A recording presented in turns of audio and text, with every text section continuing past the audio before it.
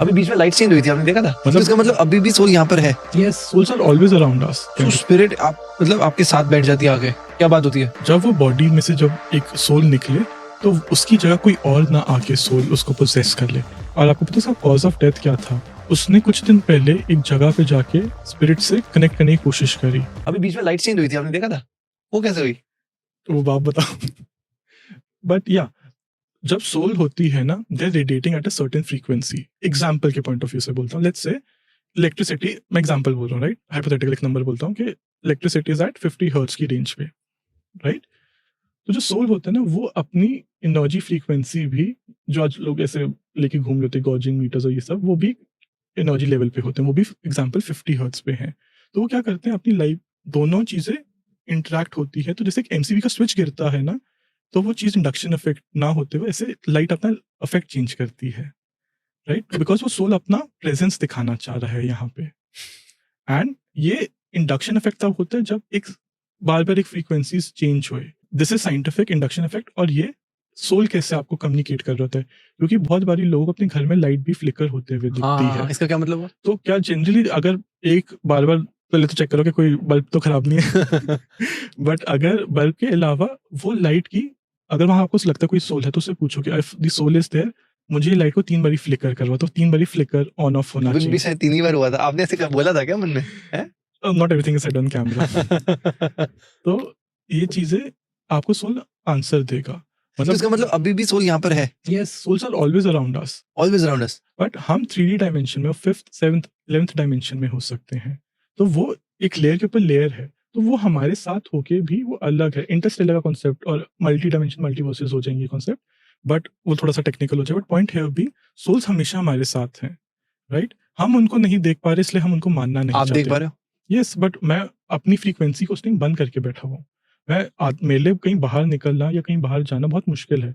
मैं कोई मूवी देखता हूँ, जैसे आपने कोई मूवी देखी नन, आप देख सकते हो। मैं देखता हूँ तो मैं पूरी एक्चुअली उस फ्रीक्वेंसी में चले जाता हूँ, क्योंकि जब वो मूवी बन रही थी, they would have used real psychics and mediums जो स्पिरिट को डिफाइन कर रहा है, उनको चैनल कर रहा है।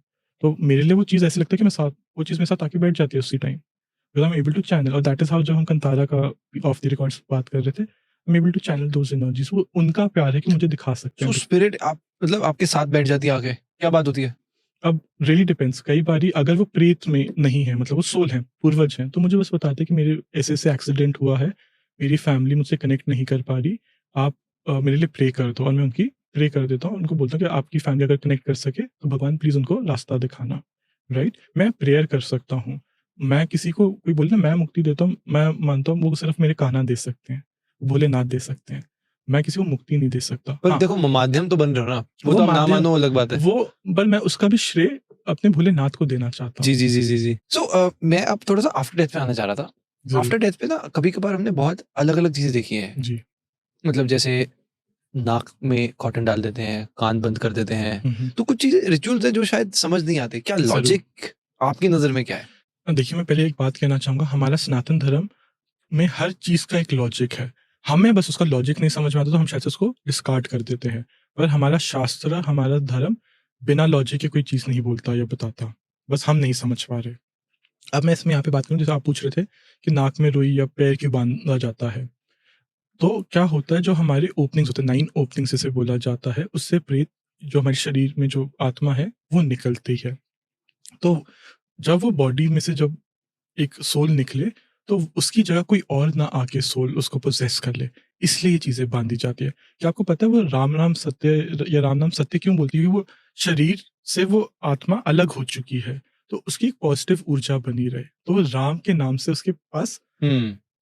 पॉज़िटिव एनर्जी बढ़े, क्योंकि शमशान से ज़्यादा तो कहीं और प्रेत आत्माएँ नहीं हो सकती ना। तो इसलिए वो नाम बोला जाता है कि जब तक घर से वो हाथ बाँधा जाता है कि उसकी बॉडी में कोई चीज़ ना बैठे। पर जब लेके जाए तो राम का नाम बोला जाता है कि कोई पॉजिटिव ऊर्जा बनी रहे, तो उस टाइम तक कोई चीज़ ना कर सके। हुँ, और जब जलाया जाता है, तो फिर क्रियाकर्म करा हुँ, जाता है। हुँ। यहाँ पे एक बड़ा इंटरेस्टिंग केस है, जो इंडियन एक्सप्रेस ने, this is on government records as well, और काफ़ी जर्नलिस्ट और काफ़ी पेपर्स ने भी पब्लिश करा है। अच्छा, शिवा एंड सुमित्रा का केस। ओके। एक लेडी थी यूपी में, उसकी डेथ होती है, और उसको कुछ देर बाद, 20-30 मिनट के बाद, वो वापस उठ खड़ी होती है। और वो कहती है कि मुझे स्वर्ग दिखा और वहाँ पे बहुत अंधेरा था। आप गूगल पे जाके शिवा एंड सुमित्रा केस लिखिए, रीइन्कार्नेशन। तो उसमें जब वो बॉडी थी, वहाँ पे जैसे ही वो शमशान में जाती है, वो उस केस में क्या होता है, उस लेडी का नाम होता है मरने से पहले सुमित्रा, और वो डेथ के बाद ऐसे खड़े बैठ जाती है और कहती है, "मैं स्वर्ग होके आई हूँ, वहाँ बहुत अंधेरा था और अब मेरा नाम शिवा है।" और वो चीज़ अ, वो सोल बताता है कि मेरी 2 महीने पहले ही मर्डर या डेथ हुई है इस कारणवश, और वो जो सोल अपने आप का नाम शिवा बता रहा था, उसने ऑन रिकॉर्ड 23 लोगों को इन पर्सन या वाया फोटोज़ उनको आइडेंटिफ़ाई भी करा है। तो भटकती आत्माएँ बहुत ज़्यादा आपकी बॉडी को कई बारी पोज़ेस भी करना चाह रही होती है। इसलिए हमारे धर्म में और शास्त्रों में कहा गया है कि आज जब मृत्यु के बाद शरीर को जला देना चाहिए, क्योंकि कोई ना कोई और बॉडी उसको कोई आत्मा रिपोजेस ना उसके कर अंदर आ ले। सकता है। ओके।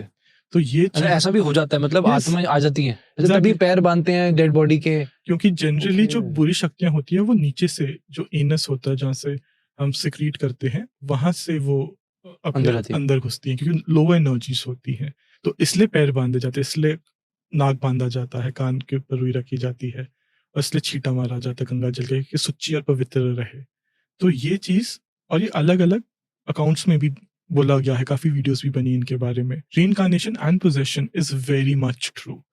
आप जिस होता है। चीज़ को नहीं समझते, आप शायद से उसकी तरफ रिस्पेक्टफुल रहिए, जानिए, पर उड़ता हुआ तीर ना लीजिए। इसमें मैं एक केस बताना चाहूँगा।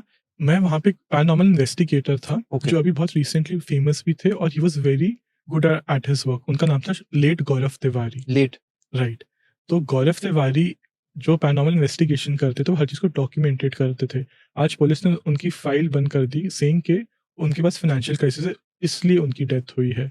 और आपको पता है उसका कॉज़ ऑफ डेथ क्या था? उसने कुछ दिन पहले एक जगह पे जाके स्पिरिट से कनेक्ट करने की कोशिश करी, और वो एनर्जीज़ बाय चांस इतनी उसके ऊपर हावी हो गई कि वो लड़का ठीक-ठाक था उसकी वाइफ़ के हिसाब से, पर वो बाथरूम में जाता है और अपने आप को हैंग कर लेता है। वजह क्या है? आज तक किसी को नहीं पता, पर अगर एज़ अ साइकिक मीडियम जो मैं इसको समझाना चाहूँ, तो उसने बहुत सारी एनर्जीज़ को क्रॉस वेरीफ़ाई, उनका जो मैं कहते हैं ना, अस्तित्व के ऊपर बात मत उठाओ, हुँ, वो एक पॉइंट को प्रूव करना चाह रहा था। तो आज जब आप कहीं जगह पे जाते हो, वो सोल छोटी-छोटी शायद से कुछ ना कर पाए, हुँ। पर जब वो छोटी-छोटी सोल 100 लोग बन जाए, 100 आत्माएँ प्रेत तो वो बन जाए, बहुत ज़्यादा। तो वो बहुत ज़्यादा आई गेट इट। कंट्रोल हो जाता है।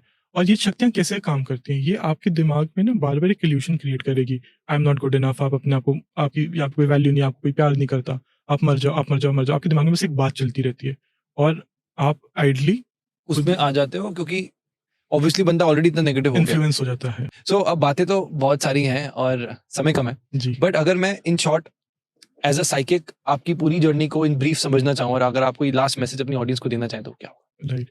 सबसे पहले ये समझो कि आपको इंसान से नहीं, अपने खुदा से जुड़ना है।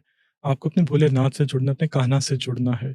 आज लोग वृंदावन तो जाते हैं अपनी ख्वाहिशें माँगने के लिए, या बालाजी जाते हैं अपनी ख्वाहिशें माँगने के लिए। हम उनको शुकराना नहीं करते कि प्रभु, आज मेरे लिए आप 4-4 10-10 घंटे आप खड़े रहे दर्शन देने के लिए। तो प्रभु को शुकराना करना बहुत ज़रूरी है। प्रभु से जुड़ो।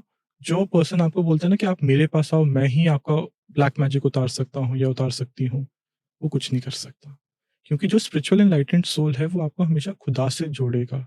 मेरे पास बहुत लोग बोलते हैं, सर मेरे पास ना कोई गुरु नहीं है, मेरे पास कोई पर्सन नहीं है जिनको मैं मान सकूँ या मानूँ। तो मैं उनको हमेशा बोलता हूँ, आप या तो महाअवतार बाबा जी के बारे में पढ़िए, उनके बारे में करिए, नीम करोली बाबा के बारे में करिए। और अगर आपको तब भी कुछ नहीं समझ में आ रहा, कोई दिशा नहीं दिख रही, और अगर आपको कोई नहीं समझ में आ रहा, तो आप गुरु दत्तात्रेय, जो सर्व गुरु कहा गया, जिनको कहा जाता है 24 गुरुओं का स्थान दिया गया है, आप उनको ही पूछ सकते हो, क्योंकि सारे गुरु उन्हीं में समाते हैं। वो ब्रह्मा विष्णु महेश का ही रूप बोला जाता है। एंड एज आई सेड, आपको कोई ब्लैक मैजिक बोल रहा है, तो पहले जानिए स्पिरिचुअल अवेकनिंग इतनी आसान नहीं है जितनी आजकल लोगों ने यूट्यूब और इंस्टाग्राम पे बना दी है। ये चीज़ें इतनी आसान होती, तो मैं कहता हूँ हमारे ऋषि, वेद, महंत जो सतयुग में पैदा होते, मस्त कलयुग में पैदा होते, 2-5-20,000 रुपए देते और अपने चक्रास खुलवा लेते। उनको करेक्ट है। साधना करने की, ऐसे ही हो जाता ना, but it is that's not that. तो these things, spiritual awakening is earned. बहुत पीड़ा होती है आपको एक तप करने में, और जानिए आपके साथ कोई नहीं है तो आपके प्रभु आपके साथ हैं, और उनको शुकराना और दिल से जुड़ना बहुत ज़रूरी है।